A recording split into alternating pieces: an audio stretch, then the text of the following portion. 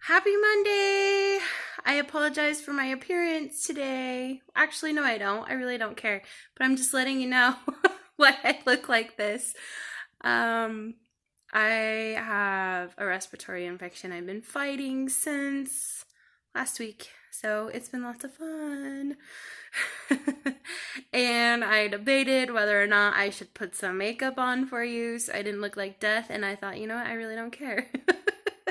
So I hope you don't care either. And if you do, I'm sorry.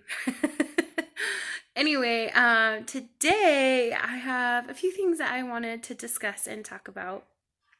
So hopefully, I have the kids in front of a movie with some popcorn.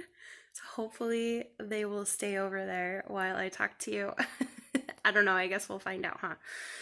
Um, so let's see where we left off.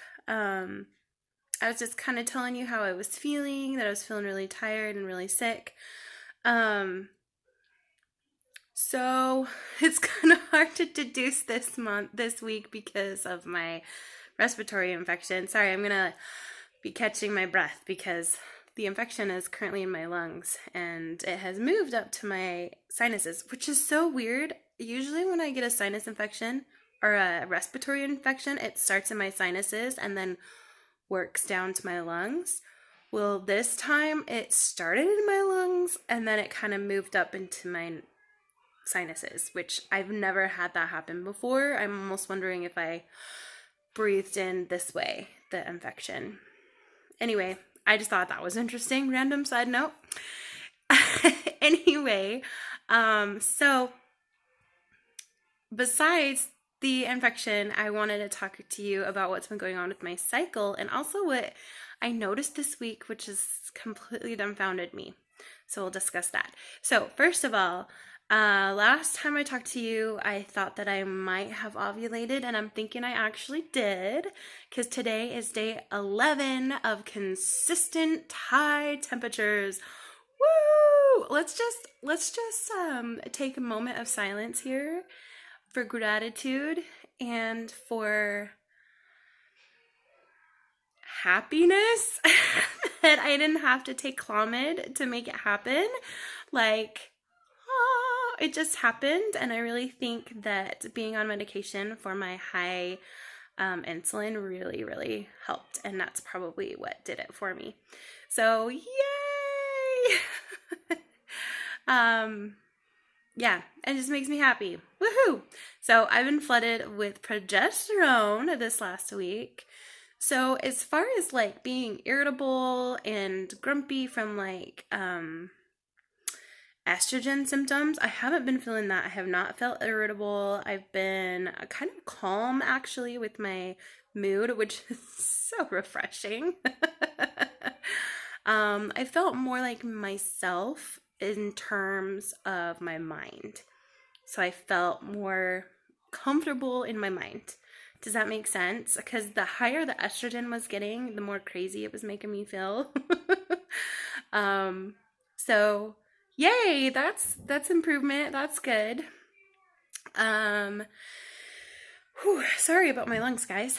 The other thing I wanted to mention, which was so interesting. So I have mentioned many times before in my past videos that I was diagnosed fructose intolerant when I was 21, which is in other terms, it's fructose malabsorption or malabsorbent or whatever. But I can say FM for short, fructose malabsorption. Okay, or fructose intolerant. But if I say FM, that's what I'm referring to is the fructose malabsorption. So, I was diagnosed when I was 21, and I noticed feeling really sick when I was 19. Just feeling like really lethargic and really sick and just really struggling and having a hard time. And it took 2 years for them to figure it out, which in their defense, I was gone for half of a year and I was in college, and then I moved to Ecuador for a while, for several months. And so, I wasn't being tested 24/7, like all the time, it was like different spurts. So, but it did take a while to figure out what was wrong with me. And during that time, I was getting a lot of sinus infections, just a lot of infections because of the foods I was eating. It was making me sick. And so it was kind of depleting my immune system. And it was just really hard trying to figure out what was going on. But they figured it out, and they figured it was that I was fructose intolerant, or FM, fructose malabsorption, or whatever. So now, fast forward to 12 years later. Oh my gosh, it's been 12 years. That's insane. 12 years later, and I'm learning they should have kept testing because there was more that was wrong with me. And then I've been fighting it for 12 years. Anyway, so I don't even know how to explain this because I'm still dumbfounded by it. So let's just rewind. Friday, my husband and I like to take the kids somewhere Friday nights, whether it's to the park or out to eat or to McDonald's, something, because they're at home. We get cabin fever, so we try to do something fun for them every Friday night. This Friday, we went to the store and got treats. I'm sorry, no, this was actually Saturday. Did we do something fun on Friday? I don't remember. This was Saturday. We went to the store and we got treats, and the kids chose root beer, but I thought I grabbed diet root beer because you all know that high fructose corn syrup is in soda, right? Except for unless you get diet. So they chose root beer, and I seriously had like a ginormous mug, like a 20-ounce mug of root beer.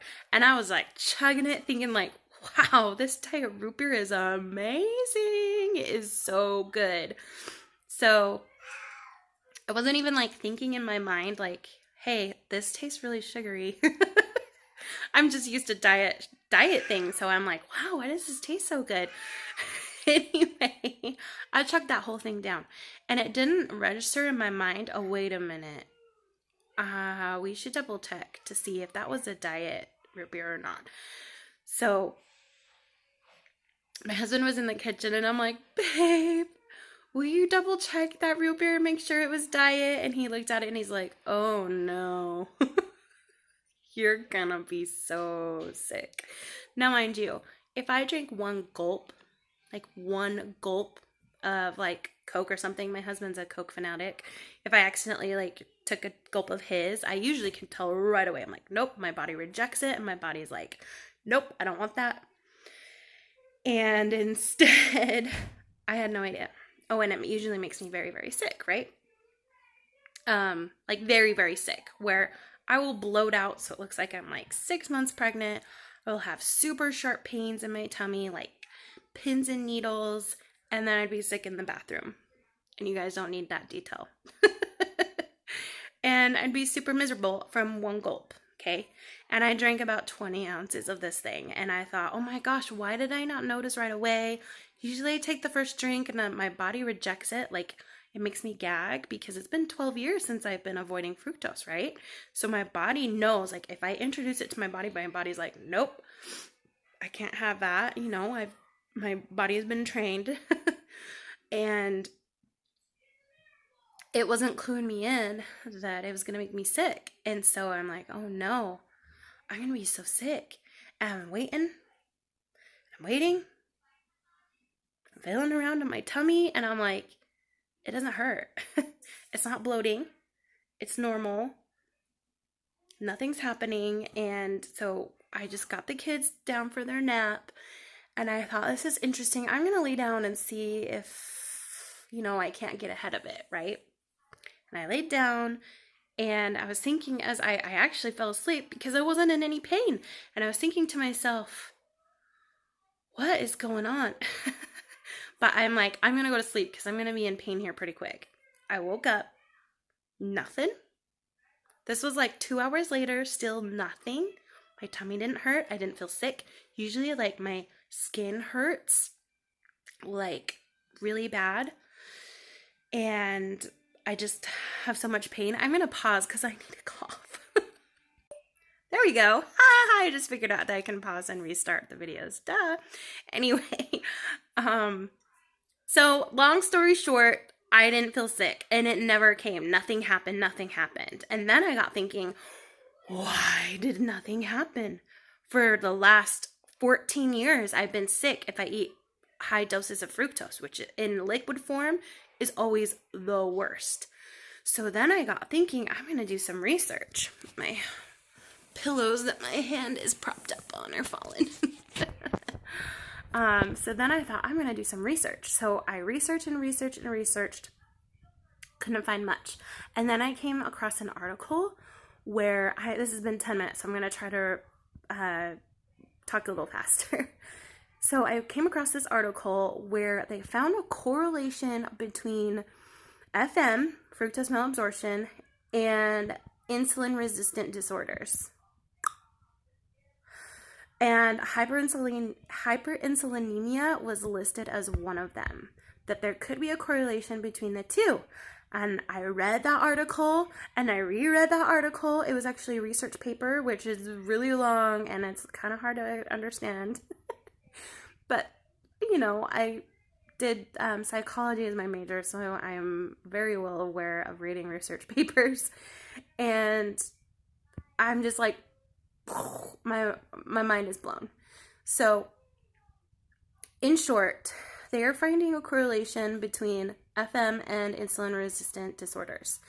And they also are noticing that more times than not, if you have fructose intolerance and you have not been diagnosed and you have been going untreated for many, many years, then it can possibly turn into diabetes, which, guys, is an insulin resistance disorder, right? Yeah. So there's like a huge correlation that they're seeing more and more. Like if you have sugar problems, that later down the road you can have disorders, like further disorders that can arise, right? And doctors say once you have one intolerance, it's a lot easier to develop another one, so be careful. And I've noticed that I've been more gluten sensitive. That really hasn't turned into an intolerance, but it's been a problem. I've been gluten sensitive and I didn't used to be. So yeah, like you develop these through the years. So, guys, I have been on metformin for 4 weeks now. And I got thinking, okay, well, if they might be correlated, is there a correlation, or does one cause the other, or the other cause the other, vice versa? Or both hyperinsulinemia and fructose intolerance are both genetic mutations. So, is it the genetic mutation that causes them, or is it one or the other? Or are you like, is your genome, does your genome have it in your in like the pattern, and something has happened in your life to trigger it, but then once one is triggered, is it a domino effect and you get these multiple issues? So like, did I get fructose intolerance first and then hyperinsulinemia, or reversed? And so I'm like, oh my gosh. So if they're correlated, if I treat one, then will the other fix itself too? If they're correlated? I don't know. I'm just going to throw that out into the universe and ask you guys, what do you guys think? Because I do energy testing, right? I'm like very amateur. But I decided to energy test myself. And guys, like I said, I'm amateur, but my body said, no, you're not fructose intolerant anymore. You're not. And I kept asking and asking, like, no, this is blowing my mind. This cannot be real. This cannot be real. But I remember a few years back, I had an energy reading done by somebody, and they said that my fructose intolerance came about from circumstances in my life, and that it is healable, that it can be healed. And I thought, whoa, that's really cool. Wouldn't that be nice one day if I could be healed from that? I didn't think it'd be sooner than later. Guys, fingers crossed, because my whole life would be changed. Like, I could eat a peach without feeling like I wanted to roll around in a grave, you know? Like, I would love, and fruits, like, I am so used to not eating that processed stuff. Like, I would be happy to continuously not eat that processed stuff with the high fructose corn syrup. But the thing that would change my world is like a banana or some grapes or some watermelon. Like these things that I haven't been partaking in because they make me so sick. So fingers crossed, I will keep you updated with that. But I just thought it was so interesting. So yeah, what do you guys think? Anyway, this has been a long explanation. Thank you so much for listening and watching. I will continuously keep you updated. I have not gone back on the treadmill because I just haven't. And with this lung infection, it's just not happening. I would have to use an inhaler every 5 seconds, and I don't think that's very healthy. Anyway, so I'm going to let my body heal, and then I really do need to get back on the treadmill. I miss it, and I think it'll be good for me. And I would like to start releasing some of this weight. I'm excited to see what the next few months are going to bring me. Well, let me know how everyone else is doing on their journeys. Thank you so much for watching, and I will talk to you next time. Bye.